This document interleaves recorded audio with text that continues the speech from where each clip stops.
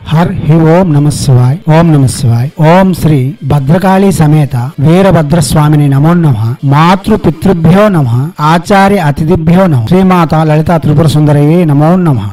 శివశక్తి స్వరూపులారా, మనం ఇప్పుడు శ్రీ సూక్తమును సరళమైన తెలుగులో వచనంగా చెప్పుకుందాం. ప్రతివారు లక్ష్మీదేవి యొక్క అనుగ్రహం కోరుతూ ఉంటారు. దానిలో భాగంగా శ్రీ సూక్తము, కనకధార స్తోత్రము, లక్ష్మి అష్టకములు వింటూ ఉంటారు. అష్టకములు ఇవి అతి సునాయాసంగా అర్థం అవుతాయి. కానీ శ్రీ సూక్తము, కనకధార స్తోత్రము ఇటువంటివి కొంచెం సాధారణమైన వ్యక్తులకు అర్థం కావు. కాబట్టి అవి సంస్కృతంలో చదువుకుంటూ వెళ్ళిపోతున్నాం. కానీ వాటి యొక్క భావం తెలిస్తే ఎంత ఆహ్లాదకరంగా ఉంటుందో, అందులోనూ తెలుగులో వింటే ఇంకా ఆహ్లాదం కలిగి హృదయం పులకరించిపోతూ ఉంటుంది. కాబట్టి రత్నశ్రీ తన ప్రయత్నముగా సరళమైన తెలుగు భాషలో శ్రీ సూక్త వచనమును మీకోసం అందిస్తుంది. ఇది మనమే సొంతంగా టైప్ చేసి ఉంచి ఉన్నాము. అక్షరములు కావాలనుకునేవారు కింద రత్నశ్రీ హిందూ సేవా సమాజ్ లింక్ ఇవ్వబడి ఉన్నది. క్లిక్ చేసి అక్షరములను తీసి మీరు మీ అంతట మీరు కూడా చదువుకోవచ్చు. దివ్యాత్మ స్వరూపులారా, వచన శ్రీ సూక్తం.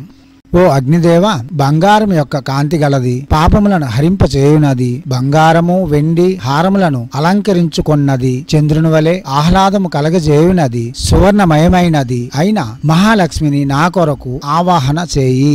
ఆమె నన్ను విడిపోకుండా చూడు. ఎవరి కృపా కటాక్షము వలన నాకు బంగారము, గోవులు, అశ్వములు సంతతి ప్రాప్తించునో ఆ మహాలక్ష్మిని సత్వరమే నా కడకు ఆవాహన చేయి. అశ్వములను పూంచిన రథమధ్యమున ఆసీనురాలై తన రాకకు ఏనుగుల యొక్క ఘీంకార నాదముతో సూచించే శ్రీదేవిని నేను ప్రార్థనా పూర్వకముగా ఆహ్వానించుచున్నాను.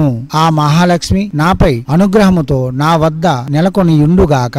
చిరు దరహాసముతో కూడి బంగారు కోటలో నివసిస్తూ కరుణామయి తేజస్వరూపిణి, నిత్య తృప్త, భక్తులకు సదా తృప్తిని కలిగించేది, పద్మంలో ఆసీనురాలు, పద్మము వంటి ఛాయగలిగినది అయిన శ్రీ మహాలక్ష్మిని నాకు సాక్షాత్కరింపమని ప్రార్థిస్తున్నాను. చంద్రుని పోలిన తేజోవంతమైనది, తన కీర్తి చంద్రికల వలన దేదీప్యమానంగా ప్రకాశిస్తున్నది, దేవతలచే ఆరాధించబడుతున్నది, పద్మమును చేత ధరించినది, ఈం అను బీజ మంత్రమునకు భావరూపమైనది అయిన ఆ మహాలక్ష్మిని నేను శరణు పొందుతున్నాను.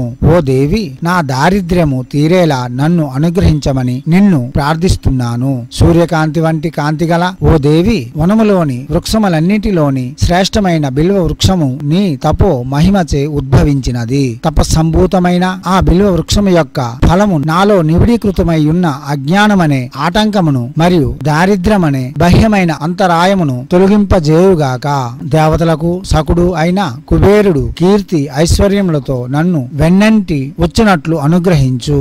నీ అనుగ్రహము పరిపూర్ణముగా పొందిన ఈ పుణ్యభూమిలో జన్మించాను. అటువంటి పుణ్యభూమిలో జన్మించిన నాకు కీర్తిని, ఐశ్వర్యాన్ని ప్రసాదించు. ఆకలి దప్పికలతో కృషించిన నీకంటే ముందుగా జన్మించిన జ్యేష్ఠాదేవిని, అలక్ష్మిని అనగా దారిద్ర్యమును నేను నాశనం చేస్తాను. నా గృహము నుండి సర్వ విధములైన అభాగ్య సమృద్ధులను పరిపూర్ణంగా నిర్మూలించి ఓ దేవి నన్ను అనుగ్రహించు. సుగంధమునకు ఆలవాలమైన అజేయమైన సర్వదా పుష్టినొసగే సకల సంపదలకు సమస్త జీవులకు నాయకురాలైన ఆ మహాలక్ష్మిని నేను ఇక్కడ ఆవాహన చేస్తున్నాను. ఓ మహాలక్ష్మి, మనస్సులో జనించే ఉదాత్త ఆకాంక్షలు మరియు సంతోషములను, వాక్కులో సత్యమును, గో ఆహార సమృద్ధి చేత కలిగే ఆనందమును నేను అనుభవించేటట్లు నన్ను అనుగ్రహించు. నాకు కీర్తిని ప్రసాదించు. ఓ కర్దమ మహర్షి, నీకు పుత్రికగా జన్మించిన మహాలక్ష్మిని నాకు సాక్షాత్కరింపజేయి. తామర పువ్వుల మాల ధరించినది, సిరి సంపదలకు అధిదేవత, విశ్వమునకు మాత అయిన లక్ష్మీదేవిని నా వంశంలో సతతం వసింపజేయి. శ్రీదేవి పుత్రుడవైన ఓ చిక్లీత, నీరు మంచి పుష్టికరము, రుచికరము అయిన ఆహార పదార్థములను ఉత్పత్తి చేసేటట్లు అనుగ్రహించు. నా గృహమునందు నీవు నీ మాత అయిన శ్రీదేవి నిరంతరం వసింపుమని, మమ్మల్ని అనుగ్రహింపమని వేడుకుంటున్నాను. అగ్నిదేవుడా, కరుణామూర్తి, పద్మవాసిని, ఆహారమును ఒసగి లోకములను పోషించేది, కుంకుమ వర్ణము కలది, తామర పువ్వుల మాలను ధరించినది, చంద్రుని వలె మనసుకు ఆనందము కలిగించినది, సువర్ణమయమైనది అయిన మహాలక్ష్మిని నా కొరకు ఆవాహన చేయి. అగ్నిదేవ దయార్థ హృదయ గంభీర మూర్తి, దండము ధరించినది, అందమైన మేని ఛాయ గలిగినది, బంగారు హారములు ధరించినది, సూర్యుని వలె ప్రకాశమానమైనది, సువర్ణమయమైనది అయిన మహాలక్ష్మిని నా కొరకు ఆవాహన చేయి. అగ్నిదేవుడా, ఎవరి కరుణా కటాక్షం వలన నాకు అపరిమితమైన బంగారము, గోవులు, సేవకులు, గుర్రాలు, సేవకురాంధ్రులు ప్రాప్తిస్తాయో అట్టి మహాలక్ష్మి నన్ను వదిలి వెళ్లిపోకుండా కృప చూపుము. ఎవరు లక్ష్మీదేవి యొక్క కృపా కటాక్షములను కోరుకుంటున్నారో వారు శుచిగా అంతర్బహిశుచితో ఉంటూ ఇంద్రియ నిగ్రహము కలిగి ఉంటూ ప్రతిదినము నేతితో హోమం చేయాలి. పైన పేర్కొనబడిన లక్ష్మీదేవి యొక్క 15 మంత్రములను సదా జపిస్తూ ఉండాలి. పద్మము వంటి ముఖము, పద్మము వంటి ఉరువులు, పద్మం వంటి కన్నులు కలిగిన పద్మము నుండి ఉద్భవించిన ఓ శ్రీదేవి, నేను దేని వలన సుఖిస్తానో దానిని నువ్వు నాకు అనుగ్రహించు. అశ్వములు, గోవులు, సంపదలు అనుగ్రహించే ధనదేవత అయిన ఓ మహాలక్ష్మి, మా సర్వాభిష్టములను నెరవేర్చి మాకు సుఖములను కలుగజేసే సంపదలను ప్రసాదించు. ఓ మహాలక్ష్మి, మాకు పుత్ర, పౌత్ర, ధన, ధాన్య, సమృద్ధి, అశ్వములు, గోవులు, ఏనుగులు, రథములు సర్వము ప్రసాదించమని వేడుకుంటున్నాను.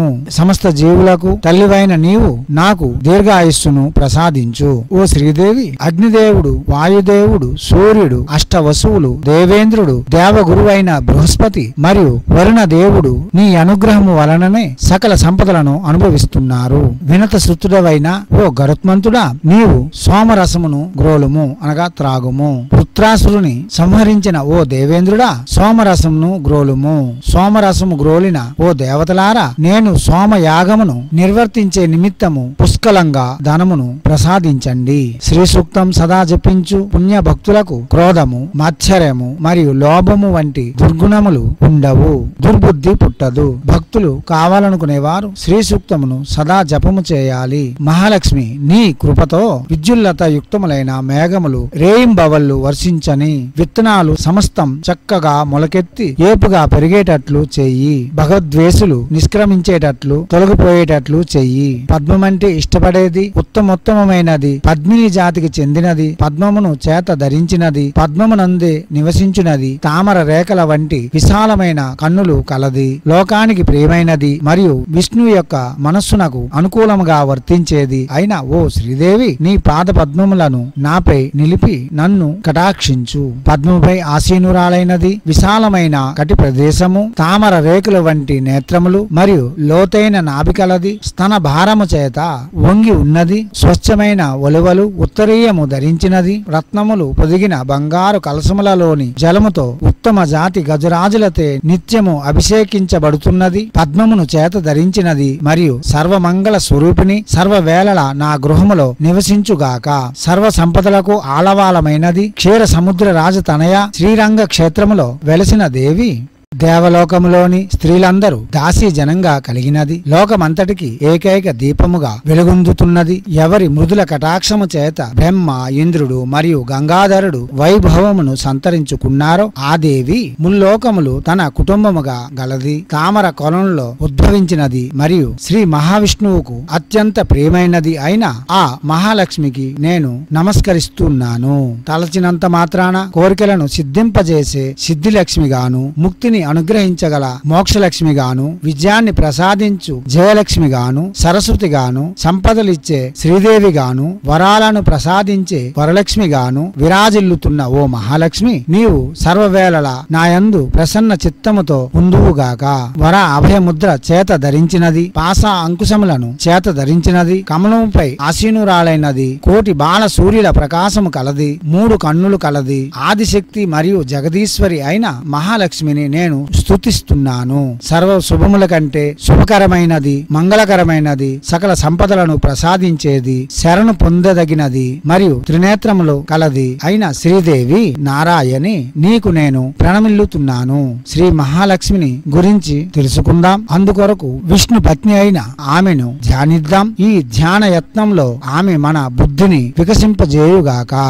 దివ్యాత్మ స్వరూపులారా, మనం యజ్ఞములు యాగములు చేసేందుకు మరియు నిరంతరము కర్మకాండలు చేసేందుకు ధనం అవసరమని ఇంతకు ముందే చెప్పి ఉన్నాం. శ్రీ సూక్తం కూడా అదే చెబుతుంది. గాఢస్వత నామాగ్ని, ఆగమాగ్ని, సోమాగ్ని, ఇలా అగ్నిలు 10 రకములుగా ఇంతకు ముందు ఒక ప్రసంగంలో చెప్పి ఉన్నాం. ఇప్పుడు సోమాగ్ని, ఐశ్వర్యమును ప్రసాదించేది సోమాగ్ని. సోమాగ్నితో నేను యజ్ఞం చేస్తాను, ఆ యజ్ఞం నాకు ధనమును ప్రసాదించు మరి మనం చెబుతూ, యజ్ఞం వలన వర్షము కురుస్తుంది, వర్షం వలన విత్తనములు మొలకెత్తి పాడి పంటలు పండి ప్రపంచం సస్యశ్యామలం అవుతుందని, జీవుల యొక్క మనుగడకు ఆహారమే మూలమనియు, ఇదంతా శ్రీలక్ష్మి యొక్క అనుగ్రహముతోనే లభిస్తుందని శ్రీ సూక్తం యొక్క భావము. దేవతలు మనం చేసే యజ్ఞమును, ఆ ఆవిస్సును స్వీకరించి మనకు నిరంతరము క్షేమమును చేకూరుస్తారని, లక్ష్మీదేవి యొక్క అనుగ్రహం వలనే ఇవన్నీ జరుగుతాయని శ్రీ సూక్తం యొక్క భావము. దివ్యాత్మ స్వరూపులారా, శ్రీ సూక్తం మనం ప్రతిరోజు వింటూ ఉన్నాం గాని ఆ భావన తెలుగులో వింటే మన హృదయంలో లక్ష్మీదేవి నిరంతరం కొలువై ఉంటుంది. అటువంటి మహత్తరమైనది శ్రీ సూక్తం. దివ్యాత్మ స్వరూపులారా, చేయండి, చేసి తగు ఫలితములను పొంది ఇహమందు